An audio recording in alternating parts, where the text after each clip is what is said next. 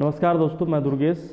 इस दुर्गेश एकेडमी के चैनल पर आप सभी दोस्तों का हार्दिक अभिनंदन करता हूं। आज मैं फिर सेक्सुअल रिप्रोडक्शन की कड़ी को आगे बढ़ाते हुए फिर से नए टॉपिक के ऊपर बात करूंगा। वैसे इस चैनल पर आप जो भी नए हो उनसे मैं आग्रह करता हूं कि इस चैनल को सब्सक्राइब करना ना भूलें, ताकि आने वाला हर एक नोटिफिकेशन आप तक आसानी से पहुंचेगा।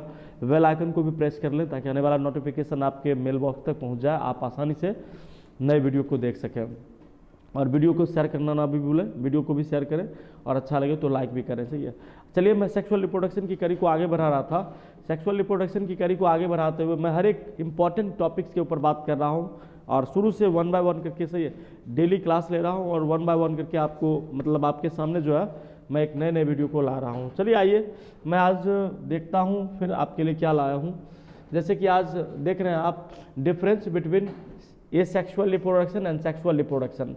कहने का मतलब ये सेक्सुअल रिप्रोडक्शन और सेक्सुअल रिप्रोडक्शन कहने का मतलब हुआ अलैंगिक जनन कहिए या प्रजनन कहिए, अलैंगिक जनन और लैंगिक जनन के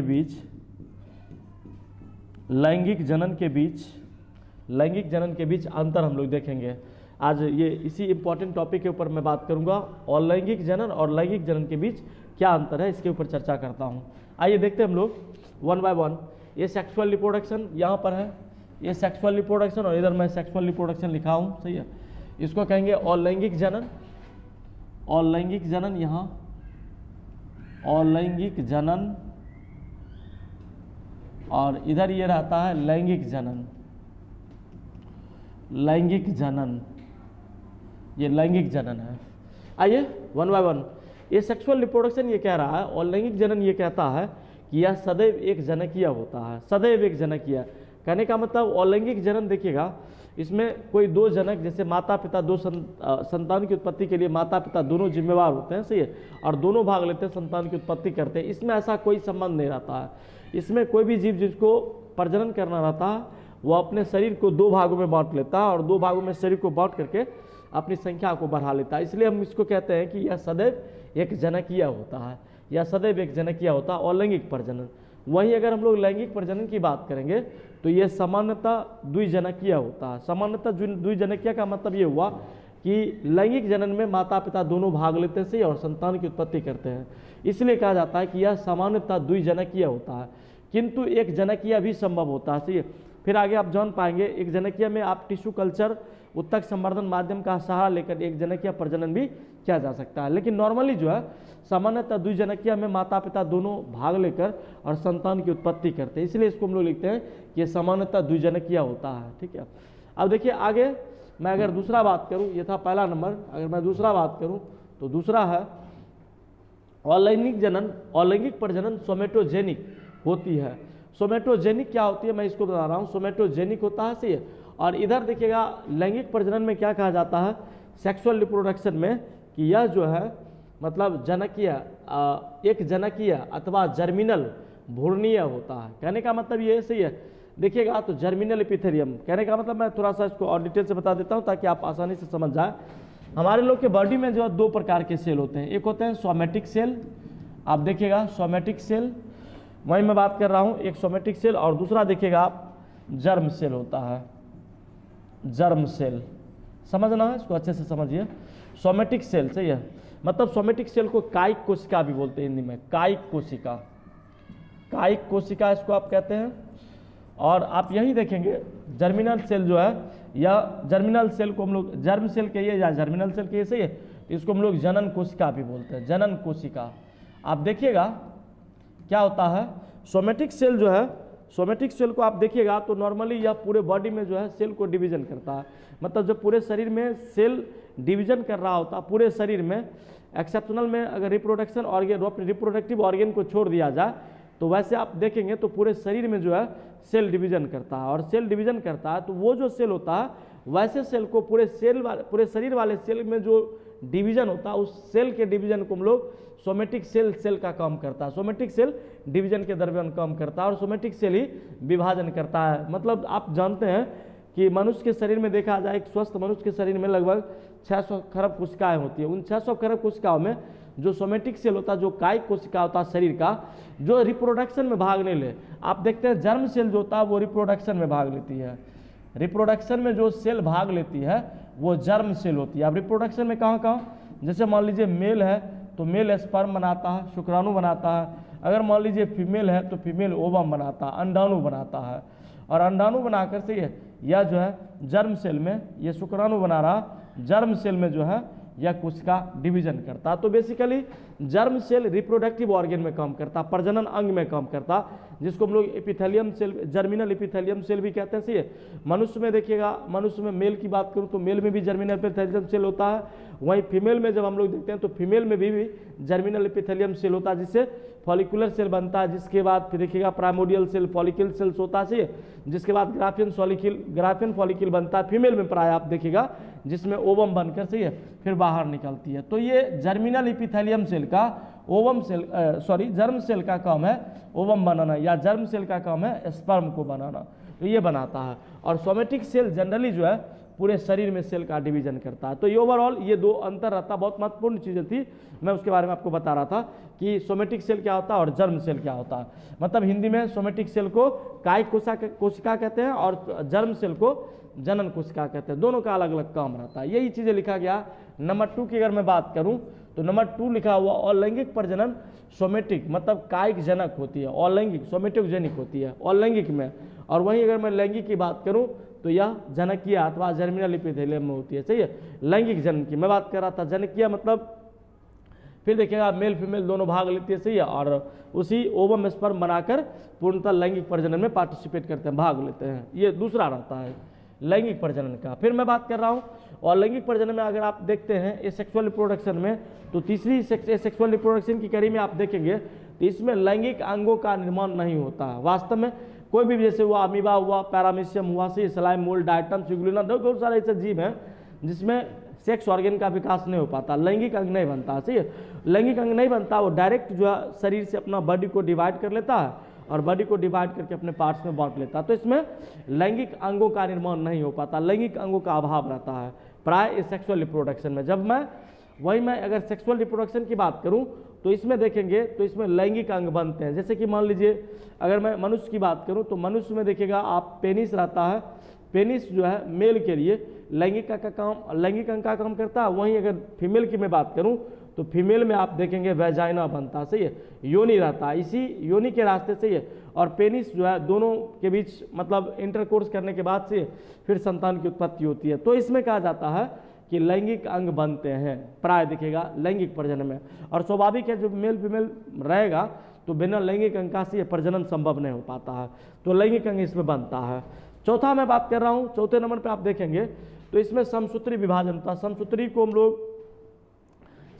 हम लोग कहते हैं माइटोसिस डिवीजन कहते हैं। तो देखिएगा इसमें समसूत्री विभाजन होता है और समसूत्री विभाजन के द्वारा जो है मतलब सेल आगे बढ़ जाता है। और लैंगिक जनन में देखिएगा मतलब बॉडी जो है पूर्णतः डिवाइड करके 2 सेल बना लेता है, एक सेल ये एक सेल वो बन जाता है। और पूर्णतः जो साइटोप्लाज्म के अंदर कंटेंट बने रहते हैं उन कंटेंट का 2 रूप में पूर्णतः हाफ डिवाइड हो जाता है, पूर्णतः बढ़ जाता है। तो इसमें समसूत्री विभाजन होता है ये सेक्सुअल रिप्रोडक्शन में। वहीं अगर हम लोग सेक्सुअल रिप्रोडक्शन की बात करें तो प्राणी के जीवन काल में एक बार ही अर्धसूत्री विभाजन होता है, बस एक बार मतलब अर्धसूत्री विभाजन होता है। सही है। उसके बाद फिर समसूत्री विभाजन ही मतलब अत्यंत प्रयत्न चलते रहता है। यही चीज़ होता है सेक्सुअल रिप्रोडक्शन में। सेक्सुअल रिप्रोडक्शन की मैं दिखाता हूँ आगे देखिए। अगर मैं 5 नंबर की बात करूँ 5 नंबर की, तो इसमें आप देखेंगे 5 नंबर में इसमें नवजात प्राणियों की उत्पत्ति के लिए युग्मक निर्माण एवं संलयन नहीं होता है। नवजात प्राणियों की उत्पत्ति के लिए जो नए संतान की उत्पत्ति होती है उसमें जो है युग्मक निर्माण और संलयन की प्रक्रिया नहीं होती है। तो मैं फिर बता दूं आपको, सही है, युग्मक निर्माण की प्रक्रिया या युग्मक संलयन सिंगेमी की प्रक्रिया जो है वो बेसिकली तब होगी जब मेल और फीमेल रहेगी, और इसमें मेल फीमेल जैसा कोई संबंध ही नहीं है, तो फिर इसमें युग्मक का निर्माण ही नहीं हो पाएगा। तो इसी वजह से ये कहा गया है कि इसमें नवजात प्राणियों की उत्पत्ति के लिए युग्मक निर्माण एवं संलयन की प्रक्रिया नहीं होती है। वास्तविकता यही सही है। इसके बाद अगर इसमें देखेंगे लैंगिक प्रजनन में सेक्सुअल रिप्रोडक्शन में इसमें नवजात प्राणियों की उत्पत्ति हेतु युग्मक निर्माण एवं संलयन जरूरी होता है। चूंकि मेल फीमेल भाग लेते हैं, सही है, तो मेल फीमेल जब भाग लेंगे तो उसमें नर युग्मक और मादा युग्मक जब दोनों भाग लेते हैं मतलब नर्म युग्मक शुक्राणु और मादा युग्मक अंडाणु जब दोनों भाग लेता है तो फिर संलयन होने के फलस्वरूप जो है युग्मनज बनता है, जायगोट बनता है, और फिर आगे का प्रोसेस जो है फिर चलते रहता है। As a human we are talking about that, सही है, मतलब मनुष्य के बारे में मैं बात कर रहा हूँ, सही है, और मैं इसमें प्राय बताया आपको। आगे देखिए, सही है, इसी में आगे मैं ये बताया था सोमेटिक सेल और जर्म सेल, इसी के आगे करीब को मैं बता रहा हूँ, 5 नंबर तक आपको बताया था। आप छठे नंबर आपको देखना है, सही है। छठे नंबर में देखिए क्या है, इसमें नया प्राणी जनक के विशिष्ट अथवा अविशिष्ट भाग में विकसित होते हैं। इसमें नया प्राणी जनक के विशिष्ट अथवा अविशिष्ट भाग में विकसित होते हैं। कहने का मतलब आप अगर देखेंगे, सही है, तो नया जो प्राणी बनता है ना, वो विशिष्ट रूप से जनक के समान ही होता है, सही है, या अविशिष्टता इसमें मुख्यतः मतलब भाग नहीं लेती है। कहा जाए तो नॉर्मली जो जनक जो संतान जिस तरह से रहता है वही सारा कंटेंट, जो जनक का सारा कंटेंट रहता है वो संतानों में चला आता, तो इसलिए ये ऐसा जनक के विशिष्ट अथवा अविशिष्ट भाग विकसित हो जाते हैं, सही है, ये कहा जाता है। और अगर इसमें देखेंगे आप, सही है, इसमें देखेंगे तो इसमें कहा जाता है कि ये इस प्रजनन में नया जीव अथवा नवजात शिशु का विकास युग्मक निर्माण एवं युग्मक संलयन, मैं इंग्लिश में भी लिख दिया हूँ आपको दिक्कत ना हो, युग्मक संलयन के द्वारा ही होता है। इसमें प्रजनन में नया जीव अथवा नवजात शिशु का विकास जो है वो युग्मक निर्माण के ही समय होता है। आप जानते ही हैं बिल्कुल, जब मेल और फीमेल का ओवम, सही है, जब मेल का स्पर्म, ठीक है, स्पर्म, और आप देखेंगे फीमेल का ओवम जब दोनों मिलता है तो एक प्रक्रिया होती है, दोनों मिलने के बाद यहाँ, सही है, इसको हम लोग कहेंगे फ्यूजन, मिलन, ठीक है, और फ्यूजन होने के उपरांत ये फिर डिप्लॉयड रचना बना लेता है, द्विगुणित सेल बना लेता है, जिसको हम लोग जायगोट कहते हैं।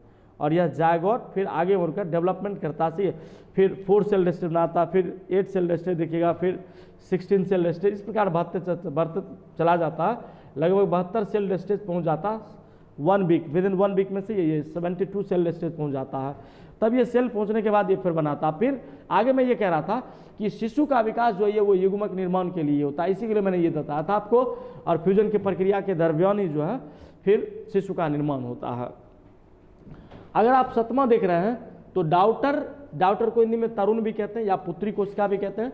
तो डाउटर जो है अनुवांशिक तौर पर जनक के ही समान होता है, एकदम same, there are no difference, सही है, कोई अंतर ही नहीं होता, बस एकदम सेम, सही है, सेम रहेगा। तो तरुण जो होता है वो अनुवांशिक तौर पर अगर देखा जाए तो जनक के समान ही होता है, इसमें कोई बदलाव नहीं होता, एकदम हूबहू वैसे ही निकल जाता। चूंकि जीन का आदान प्रदान अगर जीन रहता तो फिर जेनेटिक मतलब कुछ बदलाव होते, पर ऐसा कोई संबंध नहीं है। और अगर ये सेक्सुअल रिप्रोडक्शन की मैं बात करूं तो जितने भी ऑफ स्प्रिंग इसमें पैदा होते हैं, संतान जितने भी होते हैं, दोनों जनकों से कुछ ना कुछ भिन्नता रखती है, और इसी भिन्नता के कारण जो है जीवों में अंतर आ जाता है। जीव जो है एक दूसरे से बिल्कुल भिन्न दिखते हैं, सही है, ताकि वह अपने अक्षमता को बनाए रखता है। जीव जो है अलग अलग तरह से दिखता है और अपनी पहचान को कायम रखता है, नहीं तो मालूम पड़े कि जीव जो है विलुप्त हो गया, जीव पता ही नहीं लगता कि कौन किस कैटेगरी का है। तो ये मुख्यतः मेंटेन रखता है। तो संतान में जनकों में कुछ ना कुछ विभिन्नता होती है सेक्सुअल रिप्रोडक्शन में, लैंगिक प्रजनन में संतानों के बीच कुछ ना कुछ अंतर रहती है, इस चीज़ का ध्यान रखिएगा। 8वें अगर देखें तो इसमें कहता है परिवर्तनशीलता अनुपस्थित होती है, कोई बदलाव नहीं होगा, परिवर्तनशीलता नाम का कोई चीज़ ही नहीं है। ये जीव परिवर्तनशील नहीं है, सही है, अनुपस्थित होता है, इसमें बदलाव कुछ भी नहीं होता है। लेकिन अगर मैं इसमें बात करूं सेक्सुअल रिप्रोडक्शन की, तो सेक्सुअल रिप्रोडक्शन में अगर आप देखेंगे तो सेक्सुअल रिप्रोडक्शन में लैंगिक प्रजनन द्वारा उत्पन्न संतान में अत्यधिक परिवर्तनशीलता पाई जाती है। हम सब लोग जो लैंगिक प्रजनन करते हैं उन जीव में से ये एडेप्टेशन की क्षमता जो है बिल्कुल, कोई भी अगर मान लीजिए वातावरण उस तरह से हो तो उस वातावरण में ये एडजस्ट करने के लिए अपने आप को तैयार रहते हैं, जैसे भी जहाँ भी हो, सही है, वह उस तरह से अपने वातावरण में एडजस्ट कर लेते हैं, सही है। गर्मी अधिक हो तो उसके लिए भी वो कूलिंग का व्यवस्था करते हैं, अगर मान लीजिए अधिक ठंड पड़ रही तो हीटर की व्यवस्था करते हैं, कुछ ना कुछ परिवर्तन लाता है, सही है, ये सेक्सुअल रिप्रोडक्शन में। और जीव अपने तरह से जिस माहौल में जैसे भी होता है वो अपने अंदर परिवर्तन लाता है और परिवर्तन लाकर इस संसार में जीवित रहता है और अपने आप को सही है सर्वाइव करता है। ये था 8वां नंबर। चलते हैं आगे, देखते हैं फिर इसके लिए आगे क्या। देखिए मैं 9वें नंबर बात कर रहा हूं, ये सेक्सुअल रिप्रोडक्शन का 9वां नंबर क्या है, यह प्रजनन की तीव्र विधि है। बिल्कुल सही, इतना फास्ट रिप्रोडक्शन होता है, इतना तेज रिप्रोडक्शन होता है, इसलिए मैं लिखता हूं कि ये सेक्सुअल रिप्रोडक्शन में यह प्रजनन की अति तीव्र विधि है। बहुत तेजी से जीव गुणन कर लेता है, बहुत तेजी से अपनी संख्याओं को बढ़ा लेता है कम ही समय में। पर अगर यहाँ देखेंगे सेक्सुअल रिप्रोडक्शन में, तो यह अपेक्षाकृत प्रजनन की गति धीमी विधि है, क्योंकि यह लंबा समय खींचता है। जैसे ह्यूमन की अगर हम लोग बात करें तो ह्यूमन में देखेंगे तो 9 महीने का प्रेगनेंसी पीरियड होता है। गाय में बात करें तो गाय में लगभग 9 महीने का प्रेगनेंसी पीरियड होता है, वहीं भैंस में 10 महीने का प्रेगनेंसी पीरियड होता है। देखा जाए तो कुत्ते में अगर देखिएगा तो मुख्यतः लगभग 3 से 4 महीने में भी वो प्रजनन करता है। बकरियां लगभग 5 से 6 महीने में प्रजनन कर लेती है, प्रेगनेंसी पीरियड होती है। तो हर एक जीव का तो अपना कुछ ना कुछ समय होता है, पर इनमें आप देखिएगा तो इनमें बहुत कम ही समय में, सही है, अपना प्रजनन करके जीव मतलब बना लेता है, डबल हो जाता है। लेकिन इसमें जो है जीव को जब संख्या बढ़ाना होता है तो ये अपेक्षाकृत ये सेक्सुअल रिप्रोडक्शन के बनस्पत सेक्सुअल रिप्रोडक्शन में थोड़ा समय ज़्यादा लगता है, थोड़ा ज़्यादा समय स्पेंड करना पड़ता है। और चूंकि इसमें आप देखेंगे तो जीव जो है जेनेटिक मटेरियल का से ट्रांसमिशन करता है एक दूसरे से, माता पिता से, सही है, फिर उनसे ट्रांसमिशन होकर फिर जेनेटिक परिवर्तन होते रहता है। जीव जो है विविध रूपों में से अपने आप की संरचना को ढालकर से जीव परिवर्तन लाता है, फिर जीव अपने अनुरूप बनकर फिर बाहर आता है। तो ये लंबे एक प्रोसेस में लगी जाती है, इसलिए इसमें थोड़ा लंबा समय लग जाता है। 10वें नंबर की अगर मैं बात करूं तो यह प्रजनन विधि अत्यधिक संख्या में पुत्रियों को जन्म देती है। अत्यधिक संख्या में देखिएगा पुत्री कोशिकाओं का जन्म होता है। वैसे नॉर्मली एसेक्सुअल रिप्रोडक्शन में पुत्री कोशिका का ही जन्म होता है, ये नहीं कि सन कोशिका बोलेंगे, डॉटर सेल रहता है, क्योंकि पेरेंट बस जनक एक ही होते हैं और उन्हीं जनक से संतान की उत्पत्ति होती है, जिनको हम लोग पुत्रियां कहते हैं। तो यह प्रजनन विधि अत्यधिक संख्या में पुत्रियों को जन्म देता है, बहुत संख्या में होता है, बहुत ज़्यादा होता है। लेकिन अगर इसमें अगर सेक्सुअल रिप्रोडक्शन में अगर हम लोग देखेंगे तो इसमें अपेक्षाकृत कम संतान उत्पन्न होती है। जैसे कि मान लीजिए आदमी में भी देखिएगा, इनकेस वैसे तो एक ही संतान की उत्पत्ति होती है, लेकिन अगर किसी ऐसे केस में देखिएगा तो कभी कभी जुड़वा बच्चे भी उत्पन्न हो जाते हैं, कभी कभी रेयर केसेस में 3-3 बच्चे भी उत्पन्न हो जाते हैं। तो ये सब रेयर केसेस की मैं बात कर रहा हूँ। अपवाद हर एक जगह रहता है, अपवाद को देखना भी है, अपवाद को लेकर भी चलना है। तो इसमें अपेक्षाकृत कम संतान की उत्पत्ति होती है सेक्सुअल रिप्रोडक्शन में। वहीं अगर आप यहाँ देखेंगे तो 9 नंबर की अगर मैं बात करूँ, लास्टली ये 9 नंबर में 11 नंबर की अगर मैं बात करूँ तो यह अनुकूलन एवं उत्पत्ति की दृष्टि से महत्वपूर्ण नहीं है। अनुकूलता एवं उत्पत्ति की दृष्टिकोण से यह महत्वपूर्ण नहीं रखता, सही है। वही मैं अभी बात कर रहा था एडेप्टेशन के लिए, या मान लीजिए ऑरिजिन के लिए इसके ऊपर कोई महत्वपूर्ण स्थान नहीं है। क्या कैसे अडेप्ट करेगा, किस तरह से इसकी अंदर उत्पत्ति कैसे होगी, सही है, इसके लिए इसका कोई महत्वपूर्ण स्थान नहीं होता है ये सेक्सुअल रिप्रोडक्शन में। लेकिन अगर सेक्सुअल रिप्रोडक्शन की बात करूं तो यह अनुकूलता और उत्पत्ति की दृष्टि से अत्यंत महत्वपूर्ण है, सही है, कि ये जीव किस तरह से अपने अंदर अनुकूलता लाती है, किस तरह से जीव एडेप्टेशन करता है और अपने आप में बदलाव लाता है। इसलिए ये अनुकूलता और उत्पत्ति की दृष्टि से, या इवोल्यूशन लिखा गया, उत्पत्ति ऑरिजिन कहते हैं। तो ऑरिजिन की दृष्टि से अगर आप देखेंगे तो ये की दृष्टि से ये अत्यंत महत्वपूर्ण होता है, क्योंकि जीव किस तरह से उत्पन्न होता है, अपने अंदर क्या क्या परिवर्तन लाता है, ये महत्वपूर्ण मायने रखता है। तो ये मैं अभी बात कर रहा था, मैं अभी ओवरऑल बात कर रहा था आपको सेक्सुअल रिप्रोडक्शन और सेक्सुअल रिप्रोडक्शन के ऊपर अंतर बनाता रहा होता, सही है। आशा करता हूँ कि आप समझे होंगे, किसी विशेष प्रकार की कोई दिक्कत नहीं होगी, सही है, और आप इसको देखें, अच्छे से समझें। विशेष अगर कोई दिक्कत हो तो आप हमें कमेंट कर सकते हैं, कमेंट बॉक्स में कमेंट करेंगे, मैं आपके प्रत्युत्तर, आपके जवाब को जरूर दूंगा, सही है, आपका वेट करूंगा। वैसे आप हमारे इस चैनल पर नए हो तो कृपया प्लीज़ आप इस YouTube चैनल को सब्सक्राइब करना ना भूलें, सही है, दुर्गेश एकेडमी के प्लेटफॉर्म को सब्सक्राइब करें ताकि आने वाला, और साथ ही साथ बेल आइकन को भी प्रेस कर लें ताकि आने वाला हर एक नोटिफिकेशन आप तक आसानी से पहुंच सके, आप इसका लाभ उठा सके, सही है। साथ ही साथ फिर से मैं ये कह दूं, सही है, इस YouTube चैनल से जुड़े, मैं डेली जो है वीडियो बनाता हूं, हर एक टॉपिक्स के ऊपर से बात करता हूं, और आपके नज़दीक जो है मैं हर एक दिन कुछ ना कुछ नई चीज़ों को लाता हूं, आपको दिखाता हूं। वैसे फिर से मैं धन्यवाद देता हूं, थैंक्स फॉर वॉचिंग, से आपको देखने के लिए बहुत बहुत धन्यवाद। मिलते हैं फिर अगले वीडियो में, तब तक।